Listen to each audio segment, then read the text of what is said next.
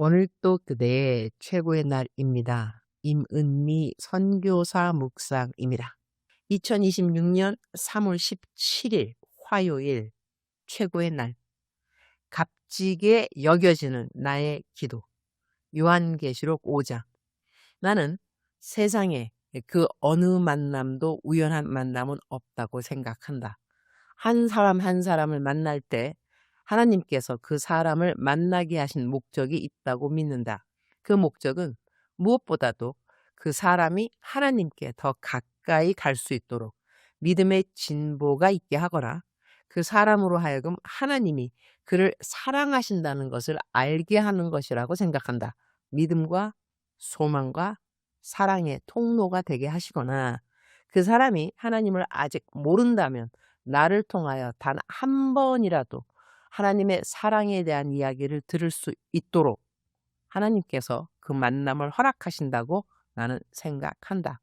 어제는 어떤 선교사 사모님을 만나 이야기를 나누게 되었다. 딱히 나에게 따로 하신 이야기는 아니고 여러 사람들과 함께 있으면서 서로 요즘 근황을 이야기하는 자리였다. 그 사모님께서 큰아들이 고등학교를 졸업하게 되는데 대학교를 한국에 있는 학교로 생각하고 있다고 하셨다. 그러면서 자연스럽게 등록금에 대한 걱정을 이야기하셨다. 나는 선교사님들이 자녀들의 대학교 학비를 걱정하는 모습을 보면 마음이 늘 쓰여진다. 선교사들이 사역을 하면서 교회를 짓는다거나 구제 사업을 한다거나 우물을 판다거나 하는 프로젝트를 이야기할 때는 사람들의 마음이 쉽게 감동되고 헌금도 비교적 쉽게 모인다. 그러나 선교사의 자녀가 대학을 가는데 등록금이 없다고 이야기할 때 그 등록금을 후원해 주는 사람은 과연 몇 퍼센트나 될까 하는 생각이 든다. 선교사들은 돈을 벌어서 자녀들을 학교에 보낼 수 있는 상황이 아니다.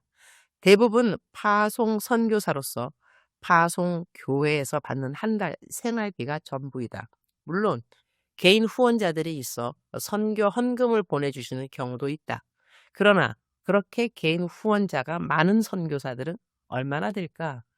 나 같은 경우는 매일 묵상을 쓰고 묵상을 읽는 분들이 거의 10만 명이 넘는다. 그래서 묵상의 선교지의 필요를 이야기하면 하나님께서 감동을 주시는 대로 어떤 분들은 선교 헌금을 보내주신다. 내가 묵상에 내가 감동한 것, 또 선교지에서 필요하다고 느끼는 것을 올릴 때 같은 마음을 가지고 선교 헌금으로 동참해 주시는 분들이 있다는 것이다. 그러나 나는 지금까지 한 번도 묵상이나 내 기도 편지에 내 딸을 학교 보내야 하는데 등록금이 없다고 이야기한 적은 없다. 그렇게 해서 등록금을 받고 싶은 생각이 없었기 때문이다. 나는 인간적으로 자존심이 강한 사람이라고 생각한다. 선교 사역을 위해서 또 다른 아이들을 돕는 구제 헌금을 위해서는 담대하게 말할 수 있지만 내 딸 학교 등록금을 이야기하는 것은 정말 하기 싫었다. 내가 내 딸을 국제학교에 보내지 않고 현지 학교에 보낸 이유 중 하나도 등록금 이야기를 하기 싫어서였다. 물론 겉으로는 이렇게 말했다. 수진이는 나를 이어 선교사가 되어야 하니까 케냐의 현지 언어인 키스와힐리를 잘 배워야 해서 현지 학교에 보낸다고 말이다. 얼마나 듣기 좋은 말인가. 그러나 사실 내 마음속에는 또 다른 생각이 있었다. 국제학교는 등록금이 너무 비싸다. 그 학비를 감당할 수 없다. 그 이야기를 하고 싶지 않았던 것이다. 그래서 수진이에게도 대학교도 케냐에서 다니라고 설득했다. 한국 대학에 보내기에는 내가 한국 국적이 아니었고 미국 대학을 보내기에는 학비를 감당할 자신이 없었다. 그래서 수진이에게 이렇게 말했다. 미국에서는 어느 대학을 나왔느냐보다 마지막 학위를 어디에서 받았느냐가 더 중요하니까 대학은 케냐에서 나오고 미국 가서 석사 공부하면 된단다. 수진은 착한 딸인지라 엄마가 하자는 대로 다른 아무 말을 하지 않고 그대로 따라주었다. 수진이 현지 학교에서의 등록금은 한 학기에 100만 원 가량이었다. 내가 그 누구에게도 아쉬운 소리 안 하고 수진이 학비를 대줄 수 있었다. 물론 나중에 수진이는 미국의 명문대학에서 석사 학위를 우수한 성적으로 받고 졸업을 했다. 그 학교의 등록금은 나의 친정아버지가 수진이 학교 장학금으로 물려주신 유산과 수진이 결혼 축의금으로 거의 모두 다 감당이 되었다. 하나님의 공급 방법은 참으로 특이하고 놀랍구나라는 생각을 한다. 그래서인지 나는 선교지에서 선교사들이 자녀 대학 등록금을 걱정하는 이야기를 들으면 내 자녀를 대학 보내야 하는 마음처럼 어떻게든 도와주고 싶은 마음이 든다. 어제 그 사모님은 파송교회가 따로 있지 않고 자비량으로 이곳에서 대학 캠퍼스 사역을 하시는 선교사 부부인지라 자녀들 교육비 감당이 쉽지 않은 분들이었다. 이야기를 듣고 따로 연락을 드려야겠다는 생각이 들었다. 그래서 연락을 드렸고 아들이 5월에 졸업한다고 하기에 대학 등록금을 돕는 마음으로 조금 큰 후원금을 보내드렸다. 그리고 학교에 입학하고 나서 더 후원이 필요하면 나에게 알려달라고 말씀드렸다. 선교사 자녀들의 학비를 후원할 넉넉한 마음을 가진 선교 후원자들은 과연 얼마나 될까? 선교사들이 자녀 등록금을 말하지 않아도 자녀가 이제 대학 갈 나이가 되었지요? 라고 먼저 물어봐주는 후원자들은 과연 얼마나 될까? 내가 어제 그 사모님에게 장학금을 보내드렸더니 이런 답장이 왔다.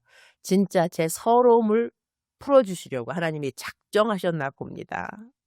격려와 위로 감사합니다. 울컥하네요. 나는 그 사모님께 이렇게 말씀드렸다. 나는 31년 선교사로 살면서 하나님의 속성 가운데 가장 깊이 배운 것이 있다면 하나님은 모든 것을 알고 계신다는 것과 그리고 내 인생에서 어떤 환경을 만나더라도 하나님이 모든 것을 알고 계신다는 사실이 나에게 가장 완전한 응답이었다고 말씀드렸다. 어제 그 사모님과의 대화를 마친 후 나는 3월 나의 작정서 한 항목을 이렇게 바꾸었다. 매일 한 사람씩 재정 후원하기. 이 땅에서 돈이 필요하지 않은 사람은 없다고 생각한다. 마태복음 24장 45절 46절 말씀에 그러면 주인이 집 사람에게 때를 따라 양식을 나눠주라고 맡긴 충성되고 지혜 있는 종이 누구겠느냐.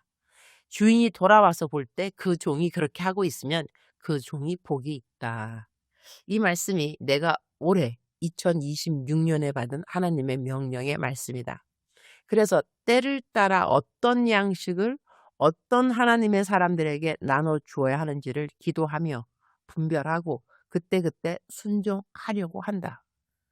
우리말 성경 요한계시록 5장 8절 그가 책을 받을 때 네 생물과 24명의 장로들이 각기 하프와 향이 가득 담긴 금 대접을 들고 어린 양 앞에 엎드렸습니다. 이 향은 성도들의 기도입니다. 우리는 기도를 하면서 가끔 이런 생각을 할 때가 있지 않은가? 내 기도를 하나님이 들으시나? 내 기도에 능력이 있나? 요한계시록 5장 8절 말씀을 보면 장로들이 향이 가득한 금 대접을 가지고 있는데 그 향이 곧 성도들의 기도라고 한다.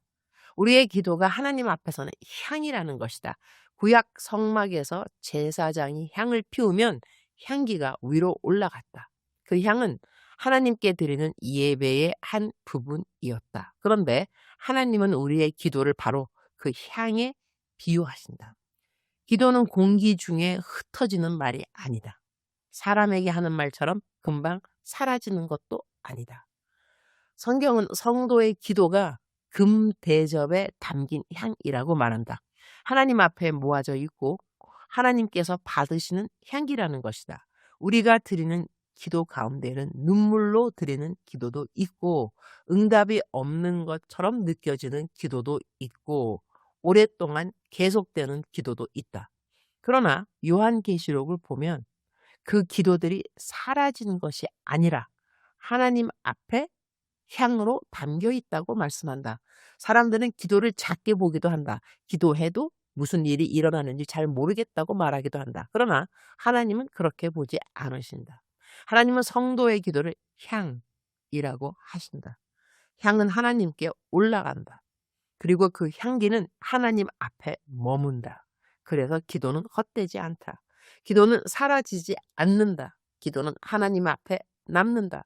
나는 기도를 하면서 이 기도가 하나님 앞에 지금 올라가고 있는 향이라고 생각을 하는가?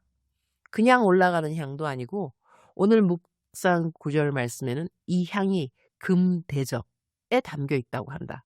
금이라는 것은 귀한 것을 의미할 때 사용되는 말이다. 하나님이 우리의 기도를 귀하게 보신다는 것은 성경적인 생각이라고 여겨진다. 주님, 오늘도 최고의 날입니다. 오늘은 성도들의 기도가 향이 되어 하나님 앞에 올라가는 것에 대한 묵상을 합니다.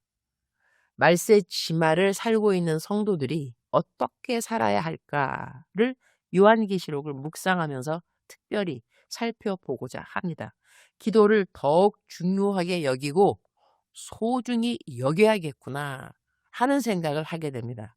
오늘 또 나의 기도가 금 대접 위에 담기게 된다면 금 대접을 있는 대로 다 나의 기도로 채운다면 나는 하늘나라에서 엄청 부유한 사람이 되겠구나 하는 생각도 하게 됩니다. 이 땅에서도 부유한 것을 좋게 여기고 그 부를 축적하는데 시간과 노력과 힘을 쓴다면 하늘나라에서 부유한 사람이 되는 것은 더욱 중요하겠구나 하는 생각도 하게 됩니다. 참된 부가 무엇일까?